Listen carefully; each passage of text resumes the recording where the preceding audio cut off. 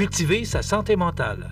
Une présentation du Trait d'Union, groupe d'entraide pour personnes ayant des troubles de santé mentale. Je vous souhaite la bienvenue à cette autre chronique Cultiver sa santé mentale avec Mélissa Boilard, qui est directrice générale de l'organisme Le Trait d'Union. Bonjour Mélissa. Bon matin. Mélissa, le temps des fêtes est à la porte, tout près de nous. Oui. Et là, aujourd'hui, on va parler de comment se préparer au temps des fêtes ou comment protéger sa santé mentale pendant cette période. Parce qu'il le faut. Ben oui, quand même. Oui. Ça dépend. Je suis un peu surpris du titre. Surpris? Oui. Oui. Bien, en fait, là, c'est que quand même, les statistiques sont là. Quand je regardais au niveau, vraiment, au niveau du pays, au niveau canadien, c'est quand même 52 de la population qui ressentirait de l'anxiété, de la tristesse et de la solitude pendant le temps des fêtes. Fait que c'est quand même beaucoup. C'est une personne sur deux. OK. Bien, ça veut dire, oui, quand on parle d'anxiété, parce que c'est pas tout le monde qui passe un beau temps des fêtes, là. Non, c'est ça. Il y en a qui appréhendent beaucoup cette période-là où beaucoup de choses sont fermées. Hein. Ceux qui travaillent, ça peut être fermé. Comme nous, notre organisme va être fermé pendant presque 2 semaines. Donc, c'est sûr que ça peut faire vivre de l'appréhension puis de l'anxiété chez certaines personnes qui sont déjà plus fragiles. Les gens qui sont isolés aussi, qui n'ont pas de famille, qui n'ont pas nécessairement de rassemblement à venir, bien, ça peut être une période qui est assez difficile, douloureuse là, pour eux. Là. Surtout quand on ressasse le passé un petit peu, puis on voit qu'est-ce qu'on avait avant, au niveau familial, mettons, ce qu'on n'a plus maintenant, s'il y a eu des changements, des pertes pendant l'année. Fait que c'est une période qui est réjouissante pour certains, puis c'est plus anxiogène. Moins, plus difficile pour d'autres. Pour d'autres, oui. Comment on fait pour pas être dans le 52 %? Bien, c'est ça. Il y a quand même des choses qu'on peut mettre en place puis qu'on peut réfléchir d'avance. C'est sûr que c'est quand même une courte période, puis c'est souvent très intense. Hein. Il se passe c'est une semaine, beaucoup de choses. Oui, puis on veut tout faire. Hein? Et vrai. on veut être parfait. On veut recevoir. C'est vrai. C'est vrai que c'est une des problématiques. Non, mais tu dis parfait, puis tu dis, ben oui, là, nos invités, il faut qu'ils soient. Oui, on veut le bon cadeau à la bonne personne. On veut bien les recevoir. On veut pas manquer de bouffe. On veut pas manquer de vin. On veut que, on va laver le plancher 3 fois avant nos invités. Mais c'est là où ça peut devenir anxiogène. Puis pour des gens qui n'ont pas nécessairement de fragilité ou de trouble en santé mentale, là, mais de dire à un moment donné, est-ce qu'on en fait trop, puis on se met une charge qui est excessive sur les épaules, puis finalement, on recommence à travailler le 6 janvier, puis on est plus fatigué que quand on est arrivé le 22 décembre. Est-ce que c'est normal? Il faut peut-être juste s'interroger là-dessus, puis voir comment on peut passer un beau temps des fêtes un petit peu plus zen, puis préserver ce qu'on a quand même de santé mentale, puis ceux qui ont des fragilités, bien, comment on en arrive à passer à travers tout ça sans trop d'hécatombe. Avant justement de parler de ne pas être dans le 52 oui. Est-ce que c'est pire aujourd'hui que dans les années 60, 70? Est-ce que le stress est plus élevé? Est-ce que tu parlais d'anxiété tantôt? Est-ce que tout ça est plus élevé plus on avance dans les années? Parce qu'il me semble que c'est un peu fou. Là. Tout le monde est sur l'adrénaline là, pour arriver le 24 décembre, que tout le monde soit prêt. Là. Ben, moi, je pense qu'on est pas mal moins zen qu'on l'était. Là. Ouais. Puis, en général, là, quand on parle d'anxiété provoquée par les réseaux sociaux, par les nouvelles qu'on a en continu, comme l'anxiété, la dépression, l'isolement, est-ce que c'est accentué? Je pense que oui. L'isolement aussi, on le voit avec nos aînés. T'sais, on n'a pas le même mode de vie actuellement qu'on avait il y a 50 ans, où on restait à la maison, c'était du bigénérationnel, etc. T'sais, là, on a des personnes seules qui sont en CHSLD, en RPA, etc.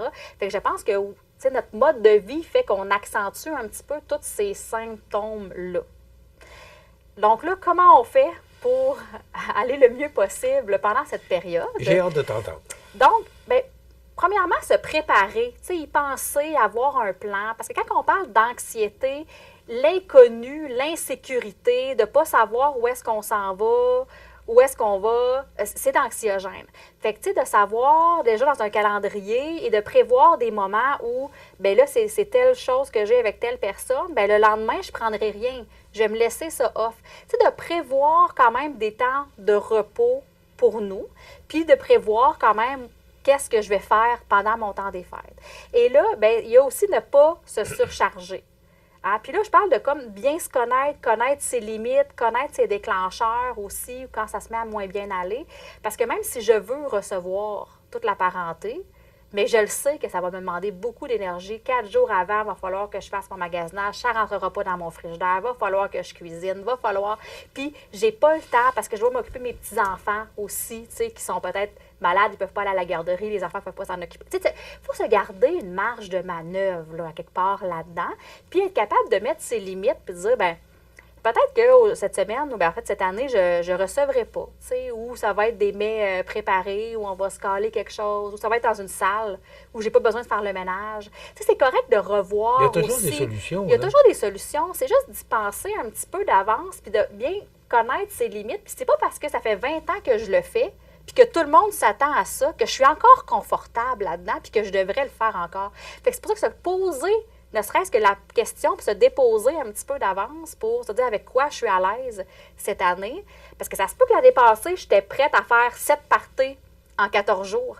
Mais ça se peut-tu que cette année, j'arrive essoufflée. On a manqué de main-d'œuvre au travail. J'ai travaillé pour 2. Tu sais, plein de raisons qui font que cette année, je suis peut-être dans de moins bonnes dispositions.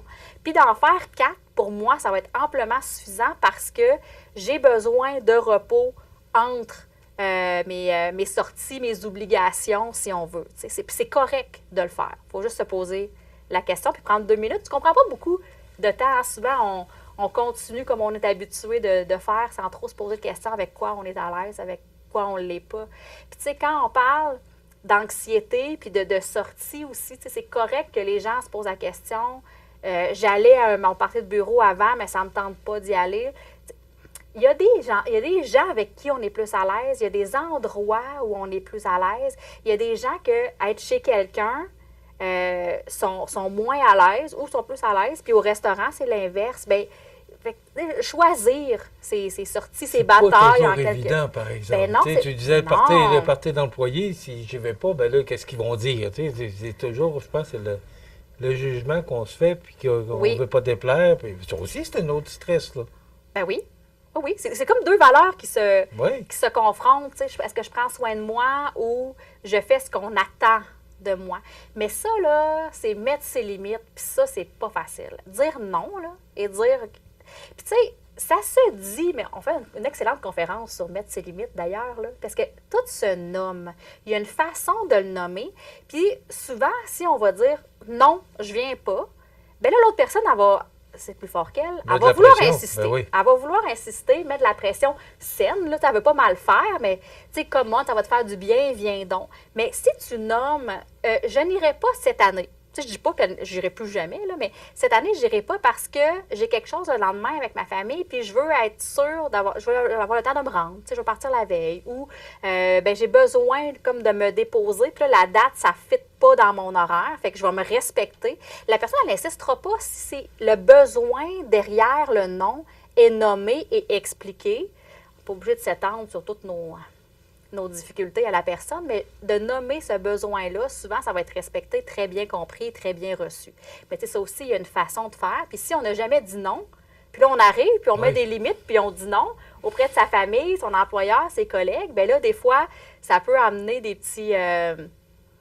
pas des conflits, là, mais tu sais, des petits irritants ou un petit quelque chose, mais tout s'explique puis tout se fait. T'sais. Se protéger, ne pas accentuer des symptômes qu'on a déjà, faire attention à soi. Qu'est-ce que tu veux me dire par là?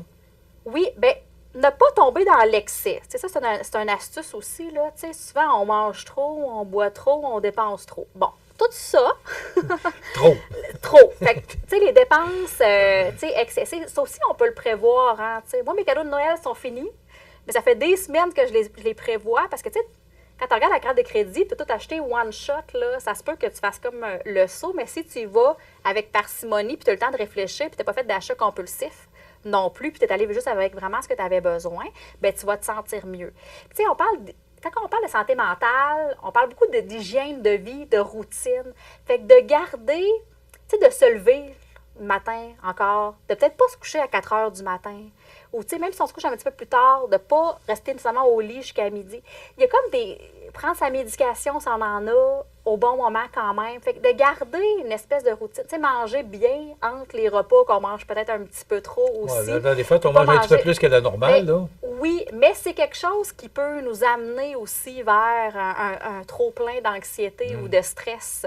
Fait que, tu sais, de garder une hygiène de vie le plus possible. Fait que, tu sais, si je suis quelqu'un qui est actif, je suis habituée de prendre des marches, d'aller courir, de faire de l'exercice à toutes les semaines, bien, est-ce que je suis capable de le caser quand même dans mon horaire, ça? Parce que sinon, ça peut amener du sentiment de culpabilité puis bien d'autres choses aussi. Fait que, puis c'est un facteur de protection, ça, de faire de l'exercice, de se défouler. Ça nous aide à passer notre stress. Fait que de ne pas négliger ces petits moments-là, en fait, qui nous rattachent à une certaine routine saine. Ne pas viser la perfection. Oui, bien là, c'est comme je disais tantôt. C'est pas évident, ça. Non, Bon, c'est pas... Mélissa, on reçoit, on veut que tout soit parfait. Oui. Tu parlais des cadeaux tantôt. Bon, on veut rejoindre les attentes des gens, tu sais, parce que il y a toujours des signes des signes verbaux et non verbaux, là, que tu vois. Bon, pas de l'air content, tu sais, ou il n'y a pas de l'air content. Ça, c'est pas évident non plus, là. Non, c'est Là, pas tu me fais évident. réaliser qu'aujourd'hui, que le temps des fêtes, là, c'est... C'est stressant, je suis désolée.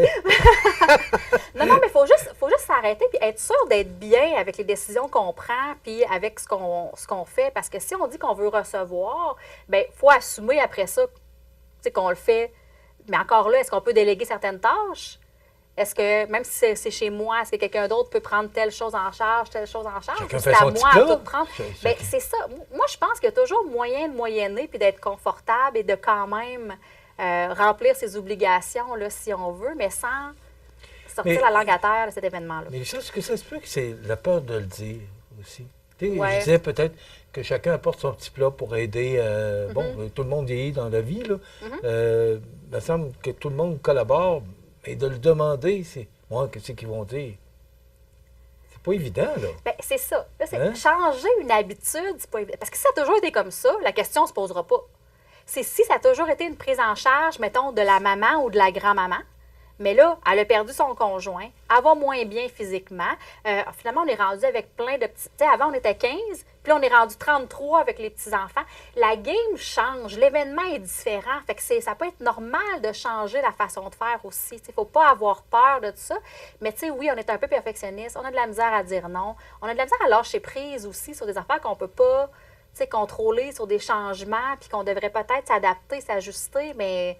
Des fois, on a de la misère à changer. Puis c'est par peur, parce que souvent, là, on va le demander, puis il ne se passera rien. Les gens vont dire, ben oui, c'est bien normal, parce qu'ils le font peut-être, ils l'ont peut-être jamais fait en famille, mais ils l'ont peut-être déjà fait au travail, avec des amis, puis c'est correct. Mais si on n'ose pas le demander, on ne le saura pas non plus, là.